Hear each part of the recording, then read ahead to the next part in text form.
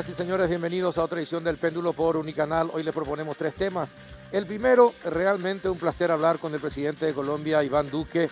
Una entrevista donde nos comenta qué es lo que pasó en Colombia, por qué trataron con el sistema COVAX y también empezaron a hacer negociaciones con los laboratorios en el mundo tratando de conseguir vacunas. Da una explicación que realmente es muy llamativa. El segundo bloque vamos a hablar con el ministro de Salud, Julio Borba, acerca de la crisis sanitaria, falta de insumos, oxígeno, vacunas, cuándo van a llegar las vacunas, en fin, todo lo que a la población le preocupa. Y el último bloque vamos a hablar con la ministra de Justicia, Cecilia Pérez, acerca de esto que surgió en las últimas semanas, acerca del relacionamiento que podría existir entre el EPP y el clan Rotela desde la cárcel de Tacumbú. 3 temas imperdibles. Y antes de ir a la primera pausa para entrar ya en directo con el presidente de Colombia, Iván Duque, les invito a compartir un rico café Lavazza que permite degustar un producto con aroma, cuerpo y sabor inconfundibles. Café Par representa y distribuye Lavazza, el espresso italiano por excelencia. Breve pausa y ya estamos con la nota con el presidente de Colombia.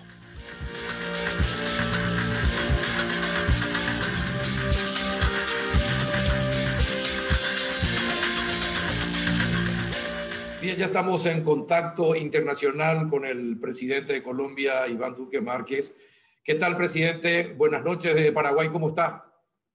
Carlos, un saludo muy especial para ti y para todo el pueblo paraguayo, una comunidad que llevo siempre en el corazón y además somos pueblos hermanos, así que es un honor para mí acompañarlos esta noche en tu espacio.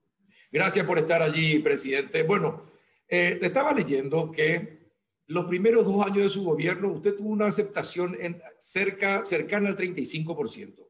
Casualmente vino la pandemia y sucede algo inédito. Mientras todos los otros presidentes van cayendo en la consideración de la gente, la aceptación de Iván Duque en Colombia aumenta y llegó hasta casi cerca del 60%. Eso significa que la gente considera buena su gestión durante la pandemia. ¿Qué hizo para tener esa aceptación? Porque acá en Paraguay le cuento que las cosas son al revés. Pero ¿podría contarnos qué hizo para que suba la consideración de la gente durante esta época de pandemia? Bueno, lo primero que yo quiero empezar por decir, Carlos, es que con toda humildad yo siempre sostengo una tesis, que cuando las encuestas son buenas, uno trabaja el triple. Y cuando las encuestas son malas, uno trabaja el triple. Es decir, las encuestas son muchas veces fotos de momento y muchas veces se tienen que tomar decisiones que son impopulares. Hay decisiones que se toman que son impopulares y que toman tiempo mientras la ciudadanía también las va decantando, las va conociendo, pero tenemos que transitar hacia los propósitos de nuestra gestión. Y particularmente en el caso de esta pandemia, pues esta es una pandemia que nos golpeó a todos sin compasión. Es un virus que irrumpió y nos ha arrebatado vidas, nos ha afectado el empleo, nos ha generado pobreza, deuda, déficit. Eso ha traído consecuencias que son muy claras.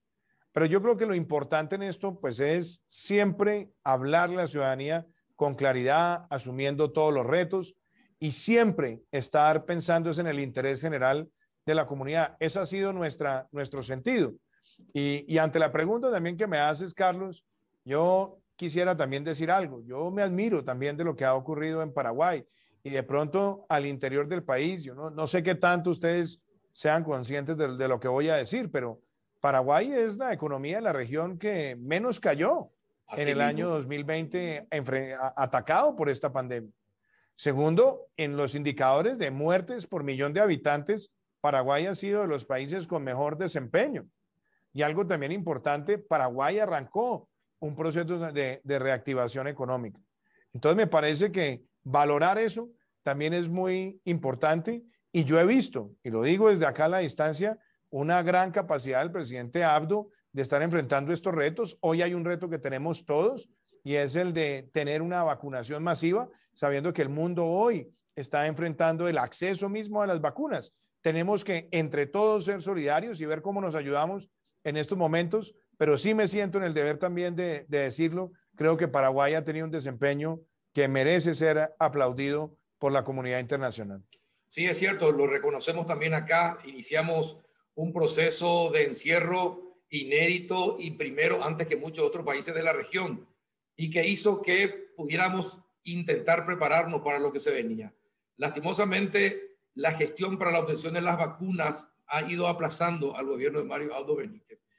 ¿Qué hizo Colombia? ¿Qué hizo Iván Duque para tener a disposición vacunas rápidamente? ¿Qué gestiones hizo y con quién? Nosotros empezamos un plan de vacunación a diseñarlo prácticamente desde el mes de julio del año pasado, primero con un comité técnico mirando los desarrollos de vacunas en todo el mundo. Y eso nos permitió a nosotros saber cómo iban las distintas etapas y decidimos tener un enfoque dual, un enfoque donde por un lado participáramos en la estrategia multilateral COVAX y por otro lado tuviéramos las negociaciones bilaterales con las casas farmacéuticas. Nosotros adelantamos esas negociaciones en el último trimestre del año pasado, las finiquitamos a finales del año y obviamente establecimos los contratos de suministro. A este momento nosotros, en el caso particular de Colombia, para el corte de esta mañana, tenemos alrededor de 1.300.000 vacunas aplicadas en territorio nacional y estaremos muy pronto llegando casi a 2 millones, sabiendo que esta es una población de cerca de 50 millones de habitantes. Yo, la verdad, creo que eso ha sido el trabajo nuestro. Obviamente, también hay que reconocerlo, Carlos, no ha sido una tarea fácil. Hemos visto que en el mundo prácticamente el 70% de las vacunas que se han aplicado han estado concentradas en 10 países. Y eso nos genera a todos preocupación. Y yo creo que el Paraguay ha hecho cosas que son realmente importantes. Paraguay entró a COVAX a tiempo, negoció con COVAX a tiempo, y yo creo que hoy es urgente también que COVAX pueda atender la solicitud que ha hecho el Paraguay de recibir rápidamente las vacunas. Paraguay también ha hecho negociaciones de carácter bilateral, pero obviamente nos estamos enfrentando en unas circunstancias globales donde hay restricciones de exportaciones en algunos lugares. En otros lugares hemos visto países que han comprado 4 y 5 veces el tamaño de su población en vacunas, y eso, por supuesto, yo creo que también es controvertible, mucho más cuando sabemos que el mínimo para llegar a una inmunización colectiva es el 70%. Entonces, yo creo que ahí se están encontrando, nos estamos encontrando todos con vicisitudes, pero también lo quiero decir, nosotros hemos visto el liderazgo y el compromiso del presidente Abdo, y quienes lo conocemos y quienes somos sus amigos, sabemos que tenemos que apoyar también su gestión para lograr conseguir vacunas con mayor velocidad. Pero a mí me parece también importante decirlo, Paraguay entró a COVAX a tiempo, negoció a tiempo, y yo creo que en este momento necesitamos que COVAX también pueda distribuir con un poco más de celeridad para llegar al pueblo paraguayo. Y por otro lado, yo creo que en las negociaciones bilaterales se va a ver un cambio drástico en todo el mundo, ahora a partir de mayo, donde con los aumentos de producción, yo creo que vamos a enfrentar en el segundo semestre de este año la situación opuesta a la que estamos viviendo hoy. Lo que hoy es escasez, en el segundo semestre es una sobreoferta también de vacunas a nivel mundial. Ahora, ¿y qué consideraciones ustedes tuvieron, presidente, para decidir las relaciones bilaterales, es decir, las conversaciones bilaterales para la obtención de la vacuna? No se quedaron solamente con COVAX. Acá los propios médicos del Ministerio de Salud admitieron y reconocieron que no fue la mejor estrategia apostar todo a COVAX en Paraguay y haberse casado con el sistema COVAX e iniciar tarde las conversaciones bilaterales. ¿Ustedes qué tuvieron en consideración para hacer eso? Yo creo que esa es una muy buena pregunta, Carlos, porque primero, ningún país en el mundo puede poner todas sus apuestas con COVAX. Y lo digo por lo siguiente, porque COVAX tiene un límite. Nadie puede adquirir con COVAX más del 10% de su población. En el caso particular nuestro, nosotros compramos 20 millones de dosis para 10 millones de colombianos y nosotros tenemos que vacunar 35 millones de colombianos. Entonces teníamos ese límite. Y estoy seguro que ese límite también se tuvo que aplicar exactamente igual en el caso del Paraguay, razón por la cual pues yo creo que ningún país estaba totalmente concentrado en COVAX. Y lo otro, pues eran los acuerdos de carácter bilateral. Nosotros veníamos evaluando las casas farmacéuticas y sus avances, se hicieron los contratos, se hicieron los acuerdos. Ya nosotros hemos prácticamente recibido en Colombia 3 tipos de vacunas. Nosotros hemos recibido, tanto a nivel de COVAX como a nivel bilateral, Pfizer.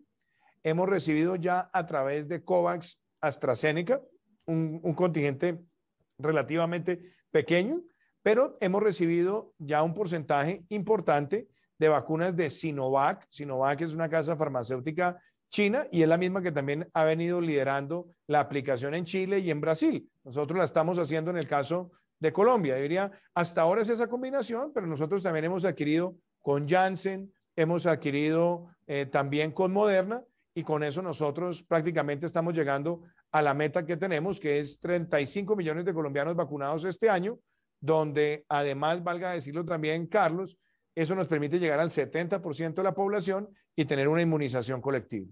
Sí, definitivamente. Presidente, ¿es posible usar, por ejemplo, Paraguay podría pedirle a Colombia usar uno de sus aviones para que pueda traer las vacunas o de Rusia o de China o de la India, por ejemplo, rápidamente? Porque es una de las dificultades que tenemos es que no tenemos la logística para el efecto. Yo en eso quiero ser claro y nosotros hemos tenido una relación de hermandad con el Paraguay, siempre. Inclusive desde la misma historia, que siempre es bueno traerla, Colombia en un momento que fue muy aciago de la historia en Paraguay, en la guerra de la Triple Alianza en su momento, Colombia respaldó a Paraguay y eso pasó hace muchos años, eso obviamente nos antecede a todos, pero pasó algo muy bonito, que fue a partir de ese respaldo, reconocernos las dos naciones como naciones hermanas, donde prácticamente se reconoce esa especie de nacionalidad compartida, que fue simbólica, pero que obviamente se materializa también en una hermandad que con los años se fortalece. Nosotros hemos acompañado al Paraguay en muchísimas tareas y todo lo que nosotros podamos hacer para ayudar en la logística, de manera que el Paraguay pueda atender esa necesidad, sabe el presidente Abdo que cuenta con nosotros de manera incondicional. Perfecto. Ahora, en cuanto a la economía y la pandemia, ¿de qué manera la economía colombiana se fue afectada por la pandemia y qué medidas tomaron para mitigar esos impactos, presidente? Bueno, esa es una gran pregunta, Carlos, porque también es importante analizar que esta pandemia suele ser todavía más severa con los países más grandes. Cuando uno ve países más grandes, pues uno se da cuenta, primero, que la distribución la población está más distribuida en el territorio, pero segundo, que hay muchos asentamientos o ciudades donde nosotros tenemos una gran densificación y al mismo tiempo informalidad. Entonces, en el caso particular de Colombia, pues nosotros hemos visto más de 60,000 colombianos fallecer por esta enfermedad. Esto para nosotros pues obviamente ha sido duro. Hemos tenido más de 260,000 colombianos afectados por la enfermedad. A hoy tenemos en este momento un 95% de recuperados. Los casos activos son alrededor del 2.1% y tenemos un 2.5% de tasa de letalidad. Y sabemos que al haber tenido que tomar decisiones drásticas a comienzos de la pandemia para fortalecer el sistema de salud y tener capacidad de respuesta, pues esto nos afectó empleo y por supuesto actividad económica. Nosotros empezamos un proceso de ir recuperando vida productiva prácticamente desde abril del año pasado, gradualmente. Terminamos el año 2020 casi con niveles de desempleo prepandemia. Tuvimos después una afectación en enero de este año porque en algunos lugares de alta actividad económica como Bogotá nos tocó apelar a unos cierres focalizados con las autoridades locales. Entonces, pues sabemos que la afectación en términos de PIB, nuestro PIB cayó el año pasado alrededor del 6.8%, es la caída más severa que ha tenido la economía colombiana en su historia reciente, que es muy similar a la caída que tuvo América Latina, que fue del orden del 6.8, 6.7. Y obviamente nuestra apuesta este año es crecer por encima del 5%. Y tenemos algo que me gustaría compartir, los programas sociales con los que nosotros enfrentamos esto. Creamos un programa que se llama Ingreso Solidario, que llega a más de 3 millones de hogares con una transferencia de dinero no condicionada para acompañar. Esa medida está vigente hasta junio de este año y en el Congreso de la República estamos presentando una agenda de transformación social para hacerla permanente en el tiempo y darle más ingresos a las familias vulnerables para corregir los efectos en pobreza. Hicimos un programa de devolución del impuesto al valor agregado que ya llega a 2 millones de hogares colombianos. La idea también es aumentarlo. Lanzamos el fondo de lo que llamamos el Fondo de Atención Educativa, de Contingencia Educativa, que nos ha permitido dar la educación gratuita a cerca de 600,000 estudiantes en universidad para que no haya deserción. Tenemos un programa como de apoyo al empleo formal, donde por 11 meses hemos subsidiado 40 o 50% del salario mínimo legal de trabajadores formales que están con empleadores que han visto afectados sus ingresos 20% o más con ocasión de la pandemia y unos programas de garantías crediticias que pueden llegar hasta el 80-90% para mantener la capacidad de financiarse en las empresas de nuestro país. Es un programa social que no tiene antecedentes en Colombia y que obviamente ahora nosotros tenemos que ir al Congreso con un propósito que es seguir manteniendo estos programas sociales y al mismo tiempo estabilizar las finanzas públicas. Qué bueno. Y presidente, a propósito, le queda un año de gobierno. ¿Cómo está el proceso de paz? Precisamente, ¿cómo va funcionando ese proceso de paz, teniendo en cuenta que, a ver, es dolorosa la historia de Colombia, lo de los últimos 50 años atrás, y se puede llegar a la paz cuando que muchos de los que ordenaron reclutamiento de menores, violación de niños y niñas en los asentamientos de los guerrilleros, asesinatos políticos, bombas que explotaban. ¿Es posible llegar a una paz cuando algunos de los que ordenaron esos actos hoy son legisladores, por ejemplo? ¿Es posible llegar a una paz así? Esa es una gran pregunta, Carlos, y te la agradezco, que además quisiera ponerlo en el siguiente contexto. El proceso con las FARC, el proceso que tuvo el Estado colombiano con las FARC, que se dio en la administración anterior, es un proceso diseñado para implementarse en prácticamente 15 años. Esos son más de 3 gobiernos. Pero yo quiero decir una cosa con mucha claridad. Nosotros, en virtud también de lo que estableció la Corte Constitucional en nuestro país, podemos tener un margen de interpretación de la implementación del proceso a la luz de nuestro plan de desarrollo. Y te voy a dar simplemente unos indicadores que son muy claros. Cuando empezó nuestro gobierno, después de 20 meses de haberse firmado los acuerdos, solamente se habían constituido 2 planes de desarrollo con enfoque territorial. Hoy tenemos 14. Teníamos prácticamente 0 proyectos productivos de carácter colectivo. Hoy nosotros tenemos en Colombia más de 800.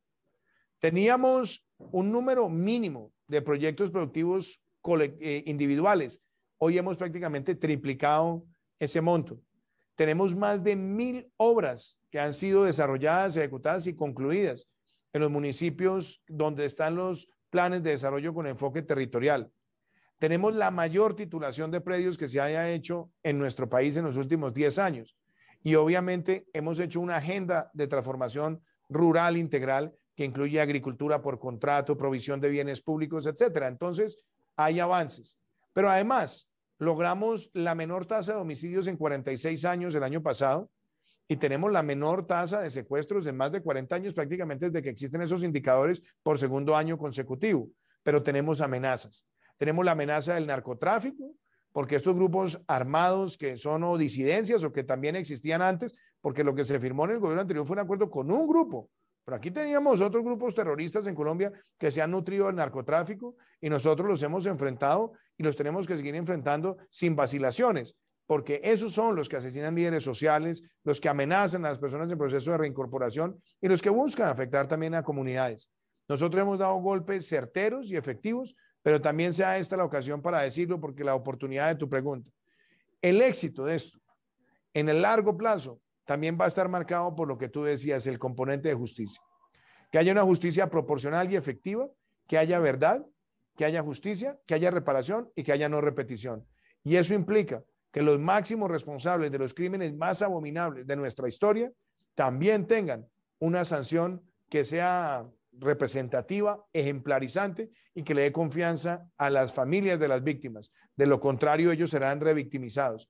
Y ese es un llamado que nosotros hacemos constantemente. ¿Y cómo hicieron para lograr bajar la tasa de homicidio y de secuestro, presidente? Yo creo que hay 3 cosas que son muy importantes. Uno, el control territorial efectivo, fortalecimiento de la inteligencia en el territorio, fortalecimiento del pie de fuerza en el territorio y entender que hay unos fenómenos especializados que hay que atacar rápidamente. Y voy a decirlo también, yo creo que es fundamental que en nuestros países nosotros llamemos las cosas por su nombre, porque vemos a muchos terroristas o exterroristas que terminan aspirando a cargos de elección popular por las políticas benignas de otras épocas y ahora ellos quieren cambiar su denominación y hacerse ver como revolucionarios. Y resulta que, Carlos, no hay nada que justifique un asesinato. En las democracias, en el Estado de Derecho, no hay asesinatos políticos, ni secuestros políticos, ni extorsiones políticas, ni bombas políticas, son crímenes. Y por lo tanto, llamar las cosas por su nombre es importante para que ese tipo de fenómenos no terminen después siendo invocados como legitimadores o validadores de actividades contrarias a la ley para justificar además prácticas deleznables. Yo creo que eso es muy importante. Y yo creo que también frente al fenómeno del secuestro, cero tolerancia, y por eso nuestro gobierno sacó una reforma constitucional donde ya está en nuestra Constitución que ni el narcotráfico ni el secuestro son delitos políticos y por ende no son amnistiables, y ese es un mensaje también muy claro a la criminalidad. Qué bueno. ¿Y tuvo amplio apoyo esa normativa para ser sancionada, presidente? Así es, tuvo un buen respaldo parlamentario. Eso es importante. Colombia va a seguir apoyando a Paraguay en la lucha contra el EPP. Usted sabe que el EPP es la copia de la FARC, es el hijo menor de la FARC en Paraguay. Utiliza todos sus métodos, el reclutamiento de niños. Hace poco tiempo atrás fallecían en asentamientos de mano de estos guerrilleros, fallecieron dos jóvenes, dos chicas en enfrentamiento con la Fuerza de Seguridad de Paraguay. Y al final le quieren culpar al Estado de la presencia de esas niñas en un asentamiento guerrillero.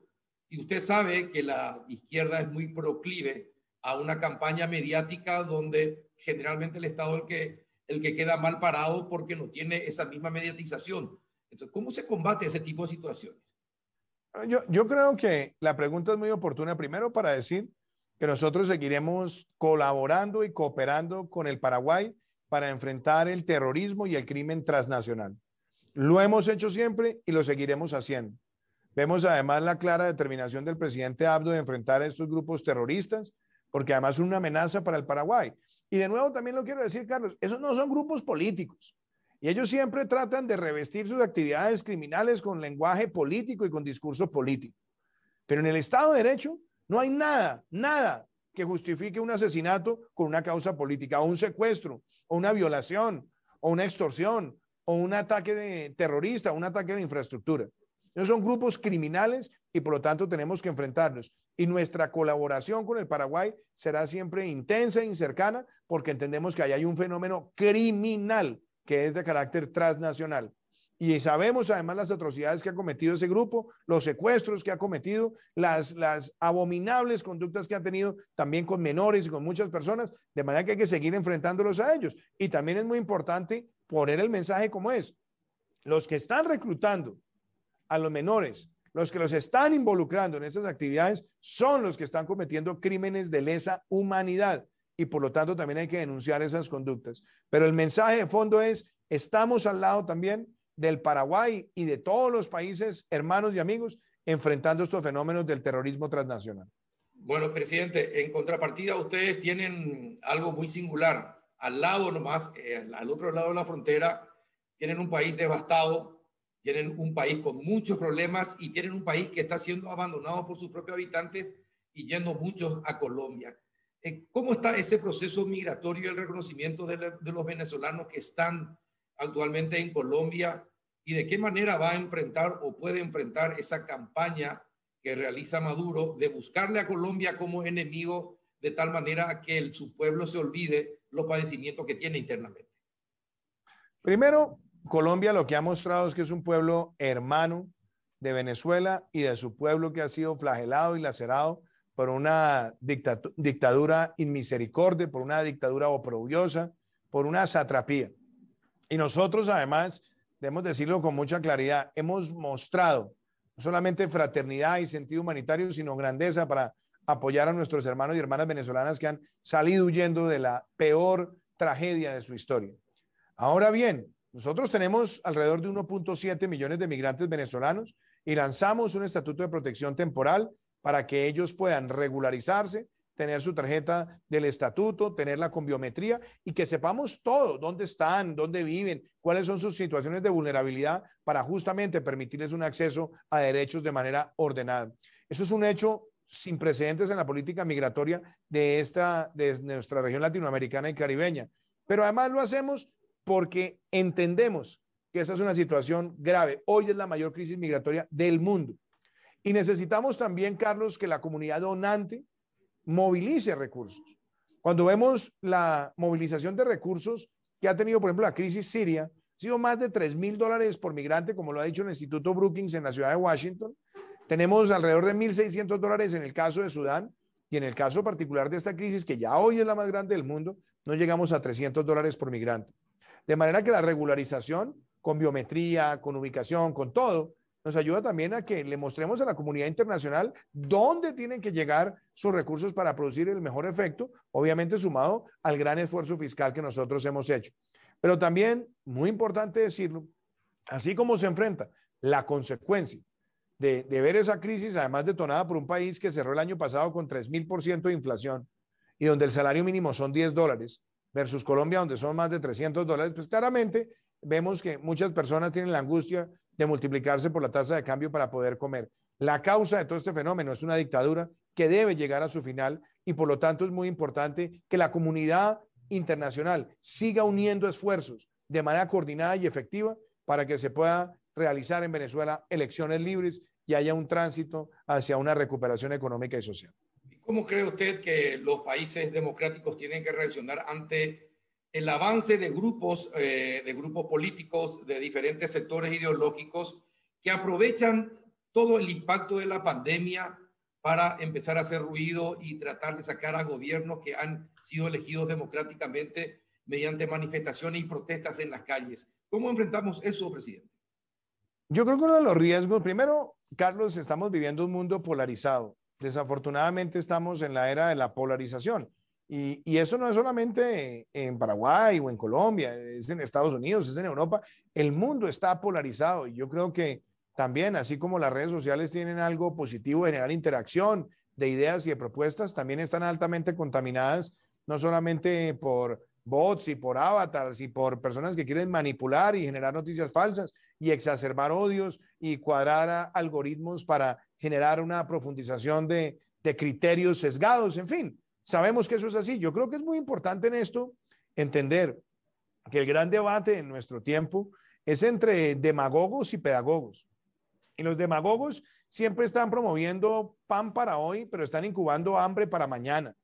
Y son los que siempre buscan la fractura social, cabalgar en la fractura de clases, tratar de llevar todo al extremismo. Pero ya sabemos también cuáles son las conclusiones. El que quiera saber qué produce la demagogia en América Latina, pues esa película la pueden ver tristemente con lo que ha ocurrido en Venezuela. Y la pedagogía, los pedagogos, esa es la tarea que tenemos que asumir quienes tenemos que conducir a nuestros pueblos es por el camino donde las cosas no ocurren de la noche a la mañana, no son milagrosas, muchas veces requieren grandes esfuerzos, pero eso también requiere una comunicación muy clara y que la misma ciudadanía entienda que salir adelante de una crisis tan grande como esta del COVID-19 parte de la base que para esto no hay manuales. Y además, vuelvo y lo digo, yo veo la situación del Paraguay. El Paraguay cerró el año pasado con un crecimiento económico envidiable comparativamente con otros países de América Latina. Cuando vemos además el número de muertes por millón y contagios por millón, el desempeño de Paraguay también es importante. Y vemos también que Paraguay logró tener una senda de reactivación económica con bajos niveles de endeudamiento y teniendo confianza en los mercados. Está en este momento enfrentando un reto y el reto es que los acuerdos que se firmaron para la adquisición de vacunas cumplan quienes tenían ese compromiso con el país. Nosotros, quienes somos países hermanos del Paraguay, estamos ayudando y queremos ayudar, pero es muy importante que la comunidad no se vaya a dejar manipular por quienes quieren fracturar a la sociedad. Y esa ha sido la tragedia más grande en el mundo entero, que es inconcebible que en medio de una crisis de esta naturaleza, que necesita lo mejor de nosotros, veamos personas malintencionadas que lo único que quieren es construir a partir del odio y a partir de la fractura social. Yo creo que eso hay que tenerlo muy claro porque hay muchos que quieren pescar en río revuelto en estas circunstancias. Definitivamente, usted dio una definición muy importante de la pedagogía, resaltando el valor de la educación en los países. Pero increíblemente, presidente, hemos sido testigos también cómo el populismo se mete tranquilamente en la izquierda, en la derecha, en el centro, arriba y abajo, y entonces nos hace olvidar el valor del conocimiento y del manejo de los conceptos. Lo que pasó en Estados Unidos es un caso claro de cómo un partido de extrema derecha puede afectar la situación de un país y poner en peligro su propio sistema democrático, atacando nada más y nada menos que el núcleo de su democracia como el Congreso. ¿Cómo podemos pelear contra ese tipo de situaciones? Contra el populismo que es tanto igual de extrema como de derecha. Yo creo que lo que es más importante, Carlos, es que partamos de una base y es el rechazo total de la violencia. En el caso particular de los Estados Unidos, yo creo que esto mal haríamos en señalar que esto es un partido u otro partido. No, yo creo que ahí lo que vimos son expresiones de violencia y esas expresiones de violencia son condenables y se tiene que aplicar la ley frente a esas situaciones de violencia en Estados Unidos y en cualquier lugar, porque nosotros tenemos que ser claros que hay expresiones que ya terminan entrando en una forma de terrorismo y es quienes quieren emplear la violencia de alta, de media o de baja intensidad para generar zozobra, para generar angustia, para generar inseguridad. Por lo tanto, ahí tiene que estar siempre presente el Estado de Derecho. Pero hay algo muy importante y es, hoy más que nunca, el tener una comunicación objetiva, basada en la ciencia, transparente, confrontable, es urgente para enfrentar una pandemia de esta naturaleza. Porque es muy fácil que aparezcan noticias falsas, es muy fácil la manipulación. Por eso, en el caso particular nuestro, y ha sido una de las partes centrales de la estrategia para enfrentar esta pandemia, hemos mantenido una comunicación constante, donde está la OPS, donde están los médicos, donde están los alcaldes, gobernadores, todos los secretarios de salud, del sector privado, para llevar el mensaje de dónde estamos enfrentando la pandemia y que eso también blinde de que no esté la cacería de noticias falsas buscando destruir la confianza de la ciudadanía. Yo creo que hoy el mundo debe ver además con buenos ojos algunas experiencias. Cuando vemos, por ejemplo, en el caso de Portugal, como inclusive los países de oposición, los partidos de oposición decidieron cerrar filas con una agenda para salir adelante. Yo creo que la oposición siempre es bienvenida en una democracia, pero lo que es muy importante es que en una circunstancia de una tragedia mundial como es una pandemia, nadie, absolutamente nadie, busque en sacarle provecho político a las desgracias. Hoy más que nunca necesitamos es estar unidos con una agenda de vacunación masiva, de reactivación segura, de transformación social, y yo creo que eso es aplicable a cualquier país del orden. Mire, ojalá usted pudiera venir a Paraguay y expresar esto mismo. Necesitamos ese tipo de mensajes. Lastimosamente, hoy tenemos un presidente que está más recluido que explicándole al pueblo lo que está pasando en nuestro país. Esto que usted acaba de señalar, vamos a tratar de acercarle al presidente Mario Abdo Benítez, porque esos son buenos ejemplos a imitar, presidente. El estar en permanente contacto con el pueblo en momentos en que el pueblo está sufriendo. Así es, pero yo además creo una cosa, Carlos, yo de nuevo, yo no pretendo entrar en la política paraguaya porque no es mi rol, pero yo soy una persona que quiero al Paraguay, que conozco al Paraguay y que cuando uno ve los indicadores del Paraguay comparativamente con otros países de América Latina y del mundo, realmente el Paraguay ha tenido una gestión que es digna de ser aplaudida en muchos frentes. Claro que tenemos retos y tenemos los retos de exacerbar el sistema de salud. Es que es muy difícil evitar eso, sobre todo cuando hay un virus respiratorio agudo, donde el 80% de las personas que lo tienen son asintomáticos. Pero yo también creo que es muy importante ver cómo se han ampliado las unidades de cuidado intensivo, la capacidad de hacer pruebas y obviamente teniendo en cuenta también que Paraguay es un país mediterráneo con varias fronteras y son fronteras que son también muy difíciles de ejercer un control permanente porque ese flujo fronterizo también es el que garantiza su subsistencia económica. Entonces, por lo tanto, evitar que haya contagios, eso no lo puede evitar ningún jefe de Estado. Evitar que haya fallecidos no lo puede evitar ningún jefe de Estado. Se pueden tomar los mecanismos de precaución, de contención, de mitigación, que yo creo que los han empleado ustedes, pero yo creo que lo importante en este momento es que quienes han hecho los acuerdos con el Paraguay cumplan en el suministro de las vacunas y también vuelvo y lo digo, los países que hemos apoyado al Paraguay como nación, siempre históricamente con una gran amistad, estaremos también atentos en colaborar en todos los aspectos logísticos para que puedan recibir rápidamente sus vacunas. Presidente, mire, muchísimas gracias por estar allí, por permitir este contacto.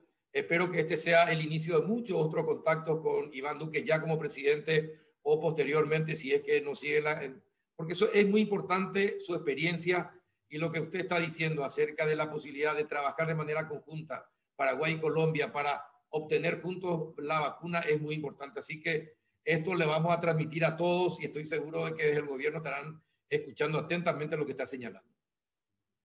Carlos, muchísimas gracias. Un saludo muy especial para ti y un saludo también lleno de inmenso afecto a todo el pueblo de Paraguay. Gracias, presidente Iván Duque. Muchísimas gracias. El presidente de la Felicidades. República, igualmente, el presidente de la República de Colombia, Iván Duque, en el péndulo. Vamos a una breve pausa y retornamos. En Bristol, aprovecha y compra desde la comodidad de tu hogar todo lo que necesitas. Contactanos ya al WhatsApp 0991-670-000, llamando al 519-4000. También a través de nuestras redes sociales o comprando online en www.bristol.com.py. Contamos con delivery gratis. Haz tu pedido hoy mismo. Bristol, la mejor casa de electrodomésticos del país. Y ya estamos en compañía del ministro de Salud, el doctor Julio Borba. Ministro, buenas noches, ¿cómo está? Muy buenas noches, Carlos. Un gusto poder saludarte a vos y a toda la teleaudiencia. Bueno, lo que dijo el presidente de Colombia acerca de que el sistema COVAX solamente otorgaba 10% de las vacunas, le da un cupo de 10% de vacunas de la población a los países. ¿Eso es cierto o dependía de cada país su negociación con el sistema COVAX? Dependía de cada país. En particular, nuestro país hizo bien las tareas desde agosto del año pasado con el mecanismo COVAX y nosotros solicitamos para un 30% de la población. En este caso son 4.300.000 dosis que se solicitó a ser entregada durante el transcurso de este año 2021. ¿Pero este año se van a entregar esas 4.300 dosis? Y esa era la idea. Esa era la idea. Bien lo dijo el presidente Iván Duque, que a partir de mayo, junio tendrían que ir aumentando también la capacidad de producción, y eso es justamente las indicaciones que tenemos de OPS y OMS, que a partir de junio, en este caso para nosotros, tendrían que ir aumentando hasta llegar a diciembre con las 4.300.000 en total. Bueno, y durante la entrevista que hoy tuvieron con Tedros, el presidente de la OMS, ¿qué les dijo acerca de la provisión de vacunas para Paraguay? Porque sé que estuvo usted, sé que estuvo el canciller, hablaron con él, con otros representantes de la OPS también, pero ¿qué explicó, qué explicación les brindó el señor Tedros a los representantes de Paraguay por la inconsistencia en la llegada de las vacunas? Lo que pasa es que nosotros nosotros tuvimos un primer acercamiento con el representante de OPS que nos dijo en su momento que íbamos a recibir 300.000 dosis ya la primera quincena de febrero. Posteriormente, bueno, por diferentes motivos no pudimos recibir y comenzamos a recibir recién hace 2 semanas aproximadamente la primera partida. En una reunión previa que tuve yo por Zoom con la doctora Clarice Etienne, la directora OPS, ella se comprometió a 100.000 dosis en el mes de marzo, 100.000 en abril y 100.000 en el mes de mayo, y posteriormente a eso ir aumentando las cantidades hasta terminar todo. Lastimosamente, lo que me dijo ahora el director general de OMS es que la capacidad de producción en la fábrica destinada en este caso para Sudamérica, AstraZeneca, que está en Corea del Sur, no podía producir la suficiente cantidad o no pudo cumplir con su cupo para el mecanismo COVAX, por lo tanto no van a poder llegar a lo estimado para el mes de marzo. Ahora, ¿y le explicó por qué motivos? Porque si uno firma un contrato... Fue la pregunta que hice, Carlos. Justamente le dije si había en el contrato de COVAX con estas empresas multinacionales, había algún tipo de penalidad o algo, en el sentido de que, bueno, hay un compromiso con el país, no se está cumpliendo, y si algo tendrían que haber hecho ellos al respecto, ¿verdad? No me contestó particularmente esa pregunta. ¿No le contestó? No. Como cualquier político, se fue para otro lado. No sé si para otro lado, ¿verdad? Pero nosotros solicitamos, tengan a bien, ver todos los mecanismos existentes a fin de poder contar con las vacunas en tiempo y forma, que es lo que necesitamos ahora. La vacuna es un elemento más en la guerra contra el virus. Sí. Es un elemento más, pero es un elemento más de todos los elementos que se están utilizando. Pero muchos consideran que es el elemento más importante. No, es un elemento más, sino que te diga el ejemplo de Chile.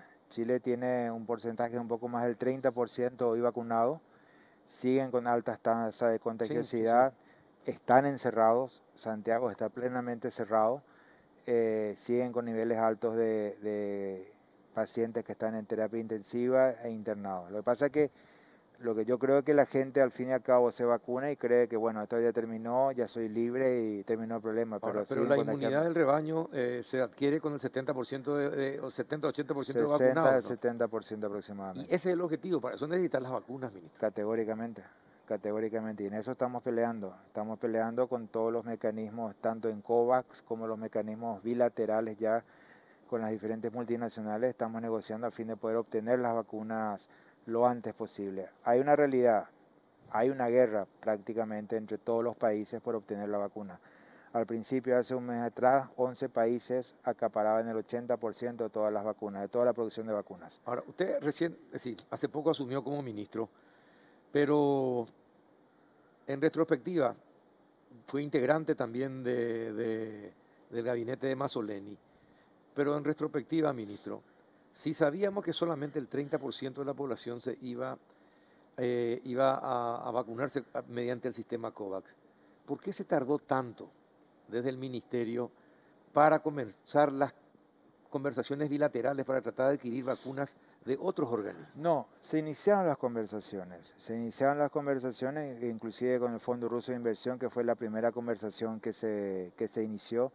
Todas las otras hablaban ya de proyectos que tenían con otros países, ya hablaban a muy largo plazo, y el Fondo Ruso de Inversión fue lo más cercano que tuvimos y ahí hicimos la compra de las 1 millón de dosis, justamente.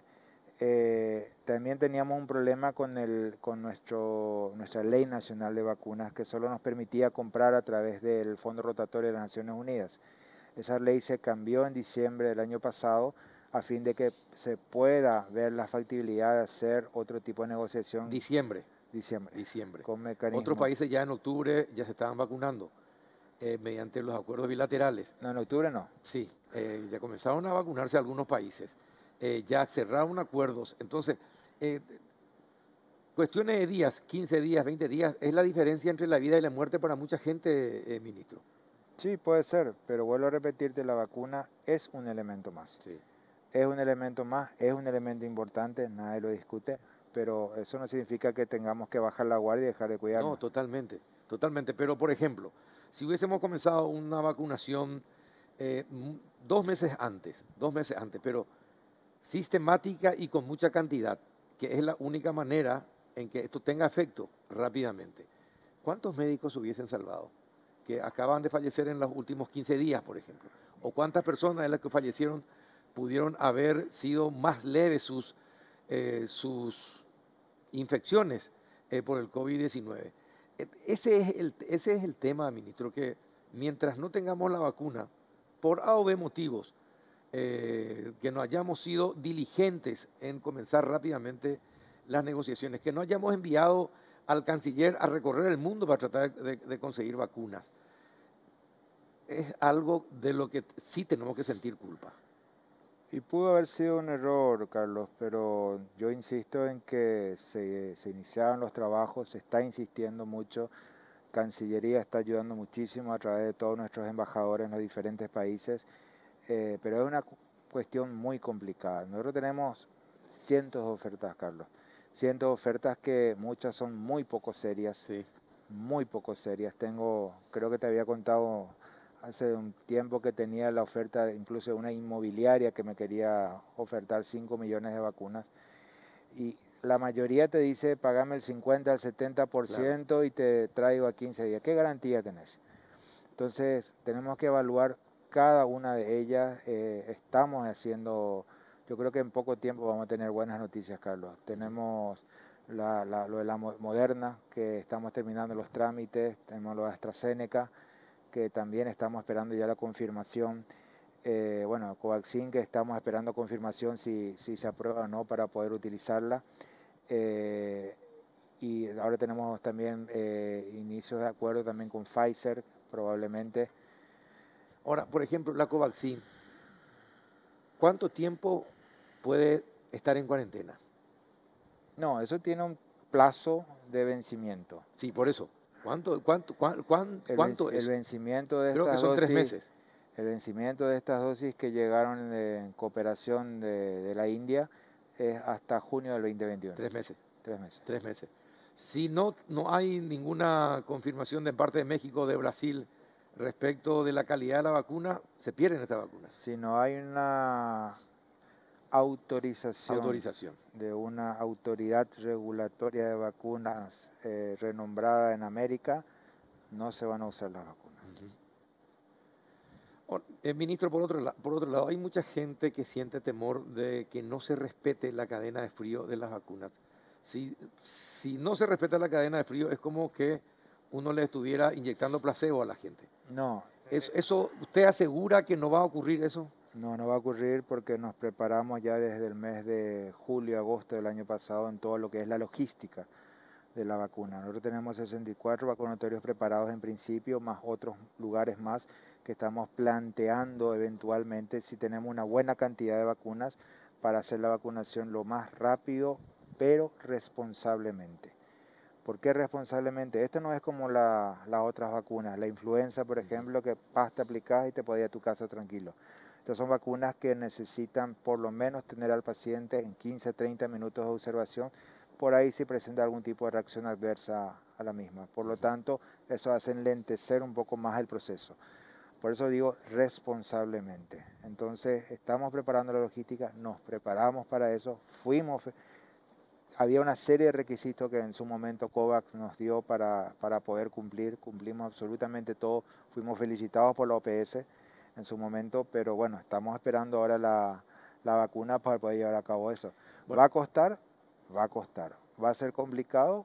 Va a ser complicado, categóricamente. Ministro, hoy nuevamente entonces, ni COVAX ni los rusos le dieron un cronograma de entrega de vacunas. El ministro Federico González está actualmente en Rusia, está negociando justamente la mayor cantidad posible de vacunas. ¿Ya está en Rusia? Ya está allá. ¿Y se comunicó con usted hoy? ¿Le dio algún parte? Nos comunicamos. ¿Y qué le dijo? Y vamos por buen camino. ¿Qué significa? Bueno, siempre estamos por buen camino, ministro, pero no llegan las vacunas. No, mañana o pasado mañana me confirmaría. ¿Confirmarían? Sí. Él se queda hasta tener una respuesta segura, Así hasta mismo. tener el cronograma. Yo no sabría si decirte cronograma porque, a ver, realmente las vacunas rusas también son muy requeridas en todo el mundo. Sí. Hay muchos pedidos y como te dije de entrada, la capacidad de producción está muy por debajo de las necesidades que hay a nivel mundial. Entonces eso hace que se retrase. Argentina, por ejemplo, compró un poco más de 25 millones de dosis de la Sputnik V y hasta ahora creo que recibió 1.200.000 o 1.500.000 nada más. Pagó $60 millones y todavía no recibió la cantidad que les pueda satisfacer tampoco a la Argentina. Claro, pero bueno, nosotros estamos peleando y yo creo que no quisiera adelantarte fechas, pero creo que muy próximamente vamos a tener buenas noticias. Usted sabe, ministro, cómo causa tensión no conocer fechas. Decime a mí. Decime a mí. ¿Y cómo se siente usted cuando negocia hoy, como hoy por ejemplo, habló con Tedros y tampoco tuvo fechas? Entonces, ¿cómo se siente? Sabiendo que después va a tener que venir y un preguntón como yo le va a estar consultando esto. Y mira, Carlos, es una situación complicada. Es difícil manejar a veces la ansiedad, porque crea mucha ansiedad. Sí. ¿Qué es la ansiedad? Y temor a lo desconocido. Así de simple. Nosotros necesitamos fechas porque necesitamos, no precisamente para informar, sino para poder prepararnos. Para planificar bien. Para planificar y para hacer la logística de todo lo que eso implicaría. Para eso necesitamos las fechas. ¿Y el sector privado puede conseguir las vacunas o no? Nosotros dimos la oportunidad, la factibilidad que el sector privado pueda conseguir la vacuna. Lo que pasa es que las multinacionales de vacunas, en este caso, tienen prioridad hacia los estados. Tienen prioridad hacia los estados y difícilmente puedan vender todavía la vacuna al sector privado. Nosotros no tenemos ningún inconveniente si es que se abre la posibilidad. Eso puede ayudar también a descongestionar un poco la presión que hay sobre este tema. Pero vos no vas a ver en ninguna parte del mundo, hoy te puedes ir a vacunar, pagar unos dólares para poder vacunarte. ¿Y qué pasa con las vacunas chinas? ¿Cuál es la dificultad con las vacunas chinas? Yo creo que también es una cuestión de producción, Carlos. Yo creo que también eventualmente las cantidades no son suficientes a nivel mundial. Estamos viendo también la factibilidad de traer la vacuna china. Uh-huh. ¿Cómo está el ministerio hoy? Falta oxígeno, no solamente en el IPS, creo que falta, el Ministerio de Salud ya solucionó los problemas que tenía. Ya solucionó. Ya solucionó. Ya solucionó. Ajá. No va a haber falta de oxígeno. Si Dios permite, no. Hoy recibió, ¿qué cantidad de midazolam hoy recibieron, ministro? Para 8 a 10 días aproximadamente. Para 8 a 10 días. ¿Y después qué va a pasar? No, ya tenemos el compromiso de la industria farmacéutica local en la capacidad de producción. Tenemos un llamado, o sea, tenemos 600.000 ampollas que nos deben algunas farmacéuticas locales que tenían problemas en un principio por la falta de materia prima, que era difícil conseguir en el exterior. Ya consiguieron la materia prima, ya están elaborando y creemos que la próxima semana ya estarían entregando estas necesidades que tenemos. Ajá. Es decir, atracurio no va a faltar entonces. El atracurio era un medicamento que no había Sí. no se producía en el país, se importaba. Ahora una de las farmacéuticas locales está empezando a producir, entonces tampoco, si Dios permite, faltaría. Es como el tapabocas, Carlos. El tapabocas a marzo, del año pasado, no había una sola industria local que producía en el país. Costaba muchísimo encontrar. De 290 guaraníes que salía en noviembre del 2019, que fue una de las últimas licitaciones que se compró tapabocas, pasó a costar 3.700 guaraníes en el mes de abril del 2020. Hasta que se empezó a producir acá en el país, por suerte, entre la maquila, entre varias industrias locales, pasó otra vez a costar 250, 300 guaraníes. Yo creo que pasa exactamente lo mismo. Usted está en un campo minado, sentado sobre un campo minado, ministro. Sí. ¿Está? Sí. ¿Y cómo se siente? Es decir, ¿no se arrepiente de haber aceptado el cargo? Honestamente hablando. No. Cuesta. Es un lugar complicado, es un lugar difícil, pero es un trabajo en equipo. Yo creo que formamos un muy lindo equipo, un gran equipo, gente comprometida, gente con ganas de hacer bien las cosas, gente que recién ahora está saliendo de la oficina, que tiene el espíritu de servicio y de ganas de hacer bien. Ahora, ¿pero va a tener el apoyo económico suficiente para desactivar todas las minas? Yo creo que sí. No tenemos ningún reparo del Ministerio de Hacienda ni el señor presidente. Hay un apoyo total y restricto a todos los planteamientos que estamos haciendo. Tenemos apoyo prácticamente de todos los ministerios. Nos están apoyando irrestrictamente en todo, así que yo no creo que haya mayormente inconvenientes. Solamente que siempre hay problemas a los cuales no podemos conseguir, como el tema de los medicamentos, que a veces pasa ya por factores externos que hacen que sea imposible conseguir, en este caso, con lo que hablábamos antes, el midazolam y el atracurio, ¿verdad? Entonces ahora vimos la forma de traer del exterior, mandamos un avión, compramos de fuera del país y trajimos. Pero esperemos que sea la última vez, porque como te dije anteriormente, tenemos el compromiso de la industria farmacéutica local de que a partir de la próxima semana esto ya se estaría regularizando. ¿Y cuántos son? ¿35.000 dosis por día podían proveer? Fíjate que anteriormente el consumo por mes del midazolam era aproximadamente 70.000 al mes. Al mes. Ahora pasó a un promedio de 500.000 a 600.000 al mes. Eso es como consecuencia de que nuestras camas de terapia de 304 pasamos a 690 camas prácticamente. El consumo también aumentó muchísimo y hace que cualquier planificación no es válida en estos momentos. Es difícil hacer una planificación en pandemia. Sí, es difícil, y más todavía cuando no se tiene la seguridad de que se va a tener todo para trabajar tranquilo. Sí, no es una cuestión, ni siquiera una cuestión de plata, de dinero, de fondos ahora, Carlos. Es una cuestión de De recursos humanos ya voy, y eso lo vengo diciendo hace rato, es una cuestión de recursos humanos, pero por más de que vos pongas 1000, 2000 camas de terapia intensiva, Carlos, si no aprendemos y si no nos No hay intensivistas ni concientizamos, terapistas. no hay nada que pueda ayudar, no hay nada. ¿Cuánto se necesita? ¿Cuánto qué?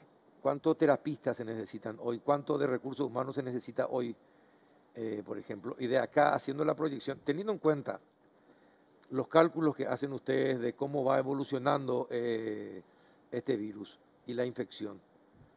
¿Cuánto de acá, por ejemplo, a 2 meses, cuánto personal más necesitaría? Lo que pasa es que es difícil hacer una proyección, Carlos, con respecto a terapia porque ya no puedo crecer. Ya no puedo crecer porque ya no tengo, y si crezco voy a crecer en lo mínimo. Por el simple hecho de que ya no tengo terapistas disponibles. No, y por eso, si se pudiera conseguir, por ejemplo, le llamamos al presidente Iván Duque, nos podría enviar 100 terapistas. Si ustedes no tienen tanto problema, si hay regiones donde ustedes ya solucionaron algo, Carlos, es imposible. Toda Sudamérica Está en la misma está situación. entretenida con este bicho. Está muy entretenida con este bicho. Todos están en la misma situación. Brasil está igual o peor. Argentina está pasando mal. Chile está encerrado. O sea, toda Europa está cerrada. Hoy Francia volvió a cerrar otra vez. A cerrar otra vez, sí. Entonces, todos estamos en la misma situación. Yo creo que todos los médicos están cansados, están agotados. Es muy difícil.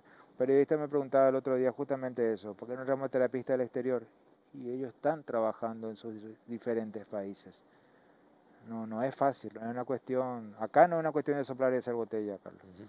Si tuviera que hacer una autocrítica al Ministerio de Salud desde marzo del año pasado hasta ahora, ¿qué podría señalar como un defecto que tuvieron? ¿Por qué después de ser un país ejemplo, llegamos a esta situación donde somos totalmente lo opuesto, radicalmente lo opuesto? Yo creo que todos los países pasaron por esta etapa, Carlos. Fíjate lo que pasa con Uruguay. Uruguay era un país ejemplo, detrás nuestro nada más, o sea, un poco mejor que nosotros, pero llegó el 15 de diciembre del año pasado y tuvo una explosión. Tuvo una explosión de casos y hoy también están en la misma situación que nosotros. Era una cuestión de tiempo nada más, Carlos, lastimosamente. Yo creo que se inició muy bien. Claro, que tuvieron mejor gestión en cuanto a la adquisición de vacunas. En eso nos ganaron. Sí. En eso nos ganaron definitivamente. Nosotros empezamos muy bien. Yo daba un ejemplo futbolístico, ¿verdad? Jugamos un muy buen primer tiempo. Muy buen primer tiempo. Un segundo tiempo colgado del travesaño, ¿verdad? Y ahora estamos en la tanda de penales. Y perdiendo 3-0 ya en los primeros No, disparos. estamos todavía empatados. ¿Estamos todavía empatados? Sí, todavía empatados. Bueno, hay que destacar su optimismo, porque también hay que ser optimista, ¿no? Pero... Vamos a ganarle a este bicho, Carlos. Sí. Vamos a ganarle. Vamos a traer las vacunas, si Dios permite, pronto. Y vamos a ganarle a este bicho. Pero la gente tiene que ayudar, la gente tiene que entender que este virus está en todas partes, que cualquiera puede traerlo. Es un esfuerzo más que tenemos que pedirle a la gente. Yo sé que cuesta, yo sé que la gente está cansada, yo sé que la gente está aburrida de estar encerrada, pero es lo que nos toca ahora. Y es cuestión nuestra poder salir bien de esto. A partir del lunes, ¿qué va a pasar, ministro? Hay un equipo técnico trabajando en todo esto y vamos a ir evaluando. Las evaluaciones ahora nosotros estamos pagando las consecuencias de hace 10, 15 días atrás, Carlos. La evaluación de lo que se hizo ahora podemos hacerlo a partir del sábado o domingo, que son 8 o 9 días de que iniciaron estas restricciones. Difícilmente yo te puedo hacer todavía una evaluación actualmente de lo que se hizo, de lo que se va a hacer, pero vamos a ir viendo en estos días qué es lo que vamos a ir habilitando. Ministro, ¿por qué el control no acompaña a las medidas que toma el Ministerio de Salud para la protección de la gente? Cuando el control el año pasado, en marzo, abril, fueron bastante estrictos y la gente cumplía. Pero hoy el control es muy relajado. Te pregunto, Carlos, ¿hace falta control? Sí, en un país como Paraguay, sí, ministro. ¿Pero por qué? Y porque tenés un 60% de población que no maneja conceptos. Pero Porque sufre de analfabetismo funcional. todo el día estamos repitiendo lo mismo, Carlos. Pero tiene que haber control. Es una pena. Sí, claro que es una pena. Es una pena, pero a ver, el piqui voley. ¿Sí? El tercer tiempo. Claro, no, el piqui voley, si ya hay gente luego tomando mientras los otros juegan, ¿verdad? Pero por ejemplo eso.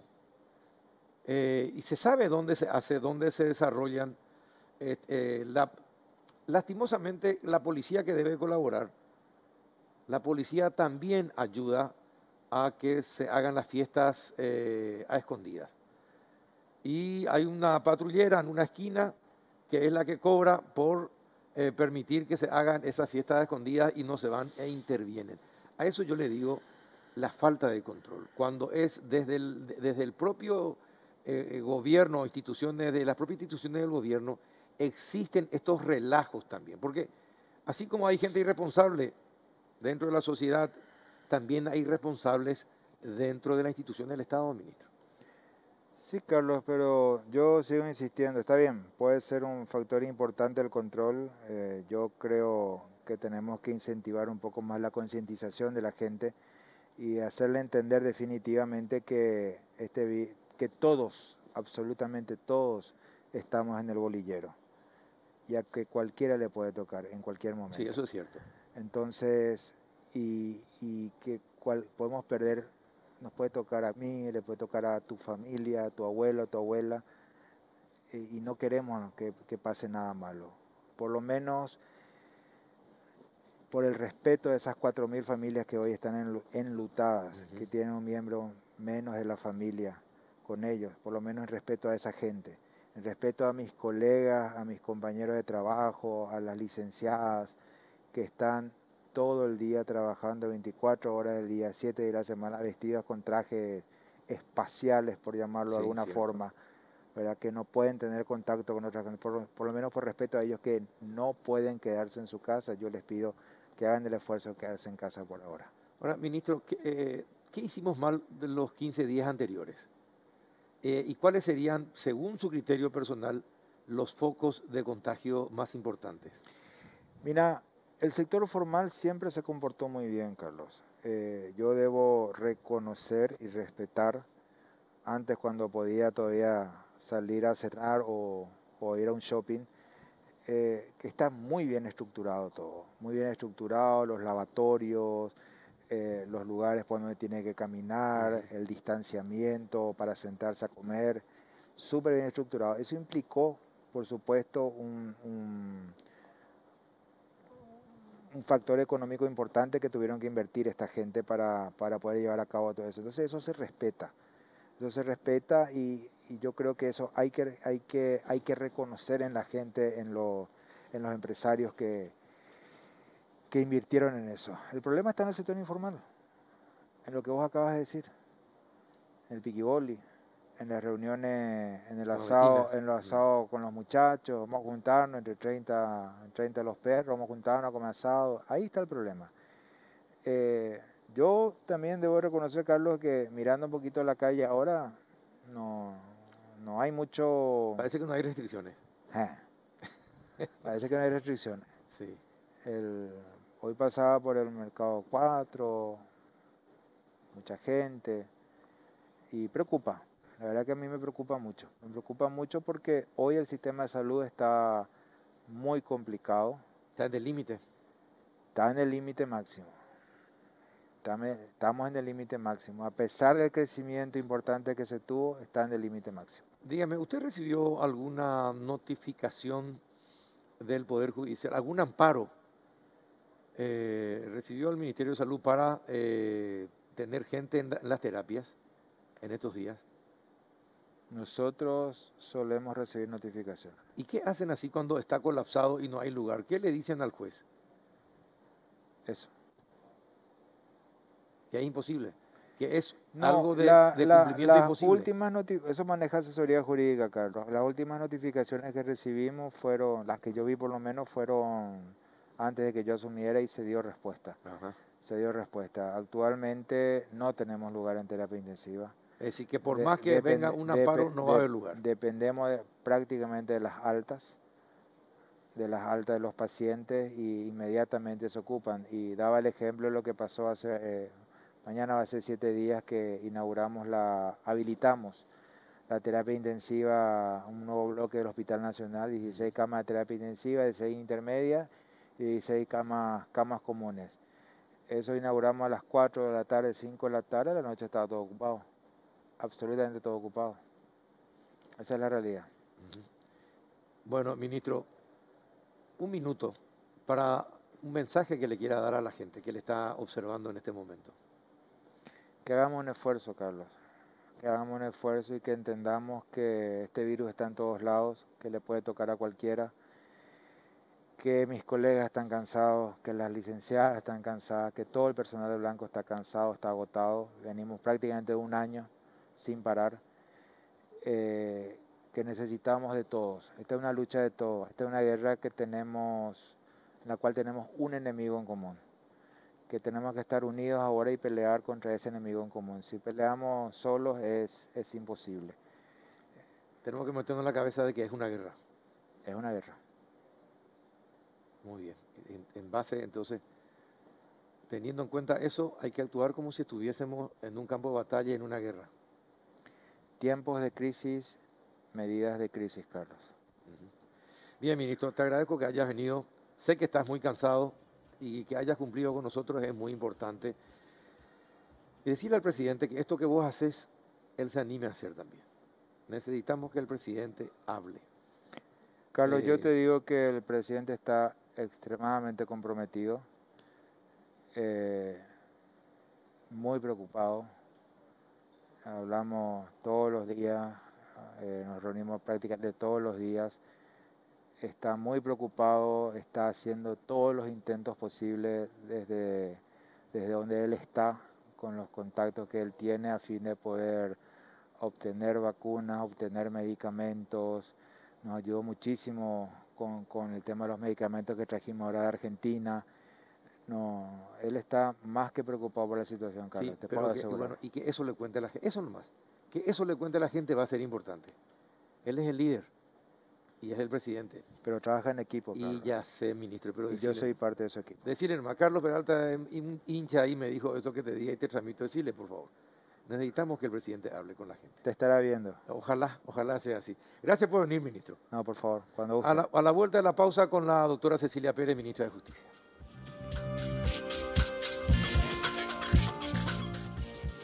En Bristol, aprovecha y compra desde la comodidad de tu hogar todo lo que necesitas. Contactanos ya al WhatsApp 0991-670-000, llamando al 519-4000. También a través de nuestras redes sociales o comprando online en www.bristol.com.py.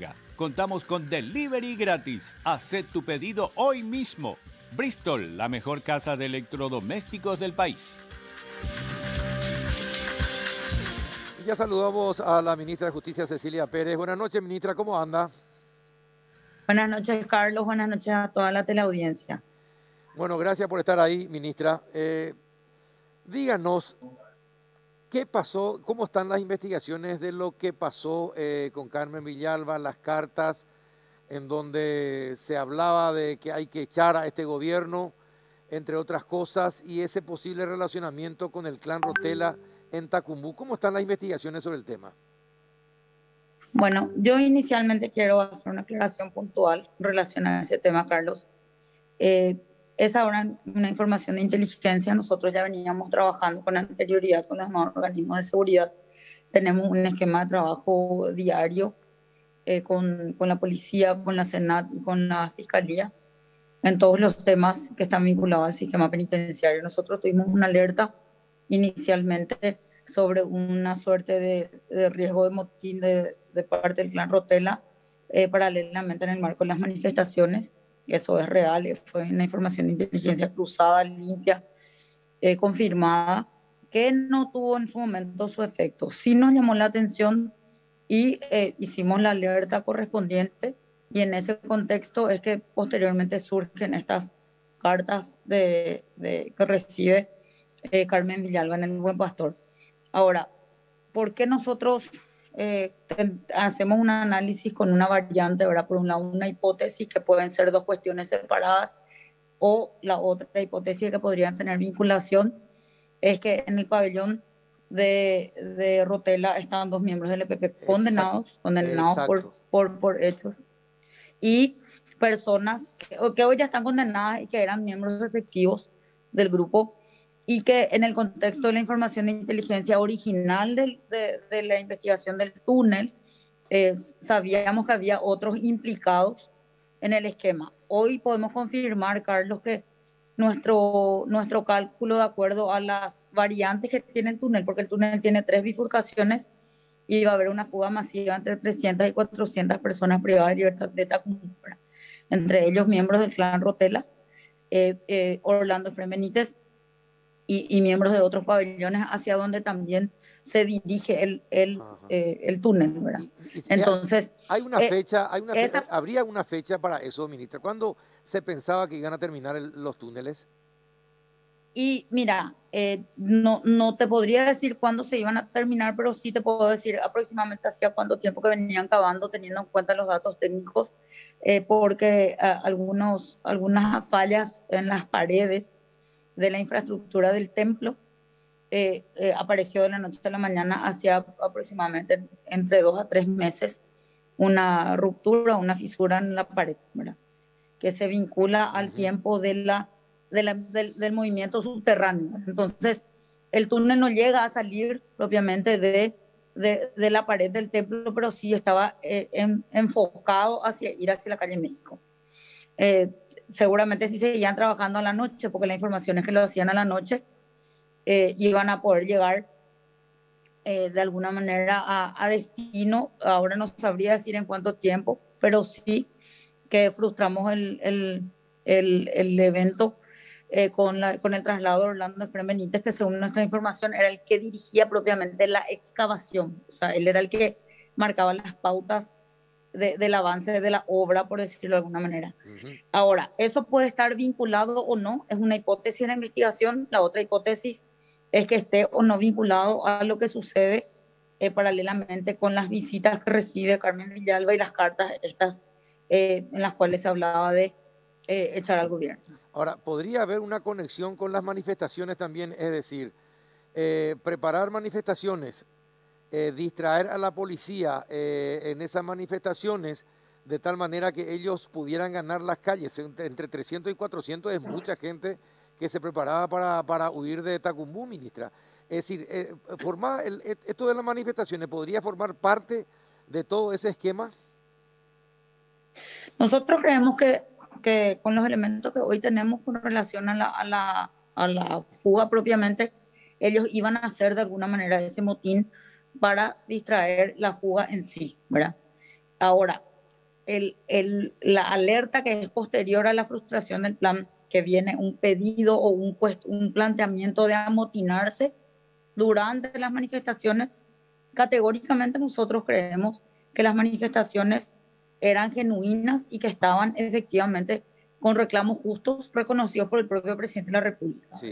Entonces, eso hasta los mismos manifestantes se percatan, Carlos, de que hay personas que vienen con otros fines, ¿verdad? Ajá. Se sientan, entregan a las personas que tenían actitudes de violencia, que eso categóricamente respondía a otros objetivos expresamente, ¿verdad? Ahora, sí es una alerta para nosotros. Yo no te podría decir exactamente que lo del túnel estaba vinculado a las manifestaciones externas, pero sí es una alerta para nosotros lo que pasa en el contexto y en la línea de tiempo que pasa. Y son alertas que por la forma que venimos trabajando vamos entregando a los organismos de seguridad, ¿verdad?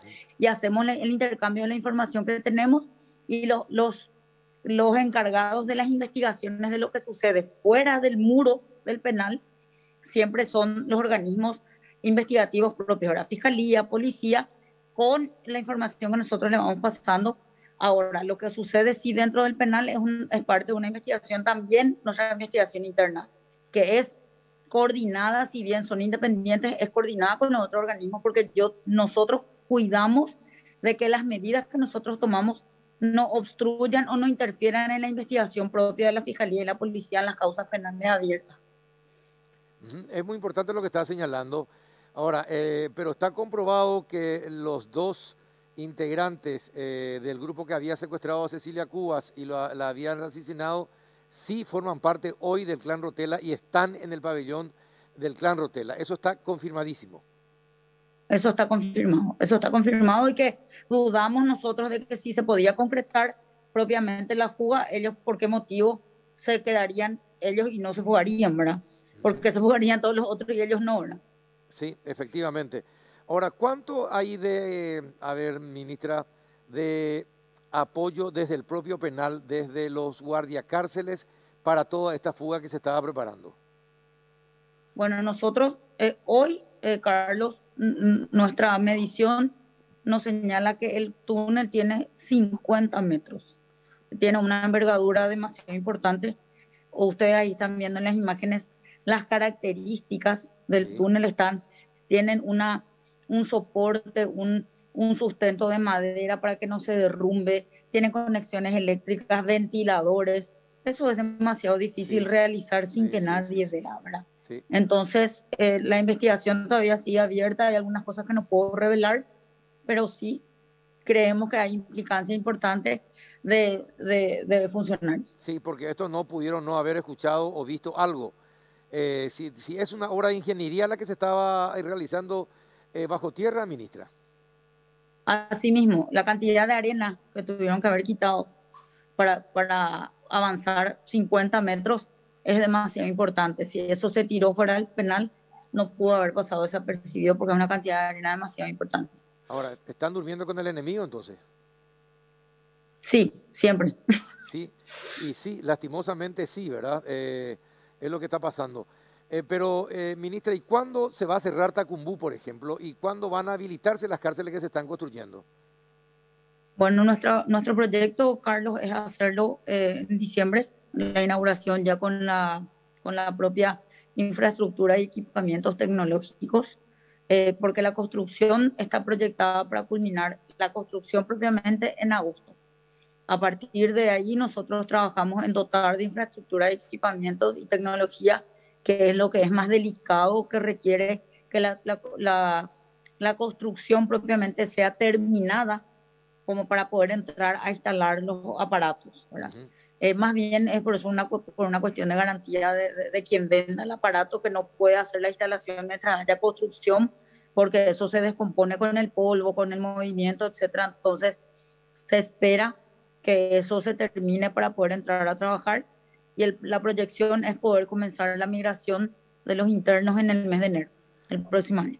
Perfecto. Y estos menores que participaron, estos jóvenes que participaron de las manifestaciones, ¿y dónde están recluidos? ¿Están en Tacumbú o están en otro lugar?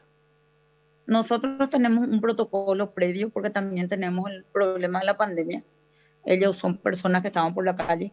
Tenemos que esperar que por lo menos 5 días para poder ver si no desarrollan síntomas. Luego de eso hacerle el test de COVID, y con el COVID negativo ya pueden pasar, ¿verdad? Ese es el procedimiento, y hoy todavía en una comisaría, porque quedan departamentales o en la jefatura judicial de la policía, que son los lugares donde generalmente esperan el cumplimiento del protocolo antes de ingresar. Y ahí estaríamos viendo dónde los remitimos. Tengo entendido, nosotros todavía no recibimos, pero por las publicaciones periodísticas tenemos entendido que ellos tienen una orden de prisión para Tacumbú y el Buen Pastor, pero en eso Buen Pastor tiene cierre epidemiológico porque tenemos casos de COVID, y Tacumbú está cerrado por motivos de seguridad, así que tendremos que remitirlos a otros penales. Ajá, cuando reciben. Y usted, como si fuera de ser ministra, como abogada, ¿qué piensa de todas estas críticas que existen acerca de la detención de estos jóvenes por participar de las manifestaciones y haber estado en los alrededores de Colorado Droga? ¿La jueza actuó bien o no? ¿Las críticas son correctas? Como abogada, no como ministra, ¿podía dar una opinión? Bueno, en este momento, Carlos, yo para poder emitir una opinión profesional, yo debería tener los elementos de prueba. Yo no me puedo guiar solamente por las publicaciones periodísticas que no dudo que tengan su sustento, pero sin embargo los abogados necesitamos ver más, ¿verdad? Cuáles son los elementos propiamente, tanto para imputar como para solicitar prisión preventiva y ver los fundamentos de la resolución. Nosotros generalmente recibimos el oficio que ordena la prisión preventiva. Justamente en esta mesa de crisis penitenciaria estamos trabajando para poder obtener más elementos para poder colaborar en el esquema de la sobre todo las personas que tienen una prisión preventiva ya prolongada en el tiempo antes de tener una condena. Pero hoy yo no podría emitir una opinión sin ver los elementos ni los argumentos más allá de lo que pueda haberse resuelto o en base a qué argumentos se haya resuelto, ¿verdad? Sí, tengo que decir que las partes tienen siempre las facultades de recurrir a un tribunal superior, ¿verdad? Por los recursos que tienen para presentar ante las resoluciones que son desfavorables y ver también los elementos con los que se cuentan para determinar si se cumplen los requisitos de la prisión preventiva. Y a mí justo se me ocurre preguntarle a una abogada nada más, como usted esto, ¿verdad? Es que soy un gil también de repente. No, yo te soy súper sincera. Te quiero decir, don Carlos, discúlpame porque me sale decirte, don Carlos, no es porque seas viejo, hicimos ya esa aclaración en radio con don Juan y don Carlos. Sí. Es una cuestión de respeto, ¿verdad? Mira, don Carlos, yo quiero ser responsable y siempre traté, de hecho, que es una pelea nuestra, porque nosotros podemos acceder a Judisoft con cierto nivel, pero sabemos que no en todos los juzgados está Judisoft, tampoco se alzan inmediatamente las resoluciones, se esperan 1 o 2 semanas que venga estadística y a nosotros también nos dificulta un poco el trabajo y también genera un poco de, nosotros tenemos que tener cierto, si bien el Código de Ejecución Penal nos faculta a nosotros, tenemos que tener cierto margen de respeto por el trabajo del magistrado antes de estar valorando, ¿verdad? Pero sí tratamos por lo menos del respeto de los plazos procesales, tener en cuenta o señalar así como alarmas, y como lo hicimos con la Corte en todo este tiempo, también el trabajo propio de la pandemia, de pedir la revisión de casos en los cuales las personas tengan enfermedades de base o sean adultos mayores y estén mayor riesgo, que tengan mayor riesgo ante el COVID. Perfecto, bien, ministra. Te agradezco el aguante que nos hiciste. Muchas gracias por estar allí y siempre es un placer hablar contigo. Gracias por atendernos, ministra. No, yo estoy a las órdenes, don Carlos, y cuando ustedes quieran, ya sea a las 6 de la mañana o a las 11 de la noche. Perfecto. Un abrazo, ministra. Gracias por atendernos. Muchas gracias. Hasta luego. Gracias luego. a ustedes. Hasta luego. La ministra de Justicia de su casa, Cecilia Pérez. Bien, señoras y señores, esto ha sido todo por hoy. Una nota exclusiva con el presidente de Colombia, Iván Duque, la charla que mantuvimos acá en estudios con el doctor Julio Borba y la reciente entrevista con la ministra de Justicia, Cecilia Pérez. Cuídense mucho, quédense en sus casas, respeten todos los protocolos y si Dios quiere nos reencontramos el próximo miércoles. Hasta entonces.